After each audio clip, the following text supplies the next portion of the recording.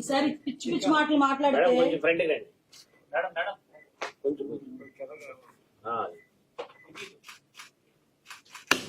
ఏమైంది? గుడ్డు పగిలింది. ఈసారి కూడా అదే జరిగింది. ఇష్టానుసారంగా నోటుకొచ్చినట్టు మాట్లాడతాము, నోటుకొచ్చినట్టు ఏది పడితే అది బాగుతామంటే గుడ్డు పగిలిద్ది ఒక్కొక్కరికి. ఇక మీ నాయకురాలు ఉంది, ఈ రాష్ట్రానికి మహిళా అధ్యక్షురాలు.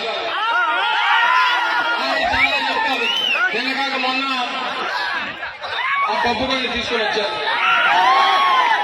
నాకైతే ఆవిడ గురించి మాట్లాడడం కూడా ఇష్టం లేదు. ఎందుకంటే మనం మాట్లాడితే ఆవిడ స్థాయి పెరుగుతుంది. అనవసరంగా మాట్లాడాల్సిన పని లేదు. జగన్మోహన్ రెడ్డి గారికి చాలా ఎక్కువగా మాట్లాడుతుంది. జగన్మోహన్ రెడ్డి గారికి ఒక్కసారి జగన్మోహన్ రెడ్డి గారి గురించి ఏమైనా తప్పుడు మాటలు మాట్లాడినా, భారతమ్మ గురించి ఏదైనా తప్పుడు మాటలు మాట్లాడినా పరిగెట్టించి పరిగెట్టించి పరిగెట్టించి కొడతామంటారు. మీరు మీ నాయకుల పుస్తకాల్లో రాసుకోలేమో, మా నాయకులకి నా కార్యకర్తలకి ఏ పుస్తకంలో రాసుకోవాల్సినటువంటి పని లేదు. ఏదైనా తేడా వస్తే పరిగెట్టించి పరిగెట్టించి కొడతామనేటువంటి అర్థమైనటువంటి విధంగా రేపు ఎన్నికల్లో ఓట్ల ద్వారా చూపించాల్సిందిగా మిమ్మల్ని అందరినీ కూడా కోరుకుంటూ మరొకసారి హృదయపూర్వకంగా పెద్ద జ్యోతి గారిని ఆశీర్వదించమని చెప్పి మిమ్మల్ని అందరినీ కోరుకుంటూ ఈసారి పిచ్చి పిచ్చి మాటలు మాట్లాడితే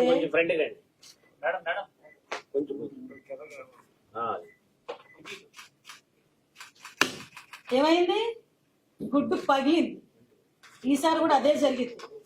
ఇష్టానుసారంగా నోటుకొచ్చినట్టు మాట్లాడతాము, నోటుకొచ్చినట్టు ఏది పడితే అది బాగుతామంటే గుడ్డు పగిలిద్ది ఒక్కొక్కరికి. ఇక మీ నాయకురాలు ఉంది, ఈ రాష్ట్రానికి మహిళా అధ్యక్షురాలు.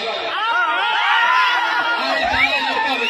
నిన్నగాక మొన్న ఆ పప్పు కొని తీసుకొని వచ్చారు. నాకైతే ఆవిడ గురించి మాట్లాడడం కూడా ఇష్టం లేదు. ఎందుకంటే మనం మాట్లాడితే ఆవిడ స్థాయి పెరుగుతుంది.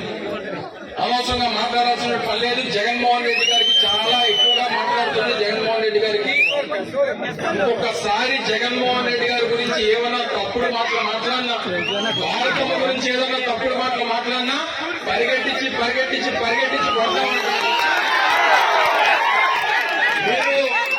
మీరు మీ నాయకుల పుస్తకాల్లో రాసుకోలేమో, మా నాయకులకి నా కార్యకర్తలకి ఏ పుస్తకంలో రాసుకోవాల్సినటువంటి పని లేదు.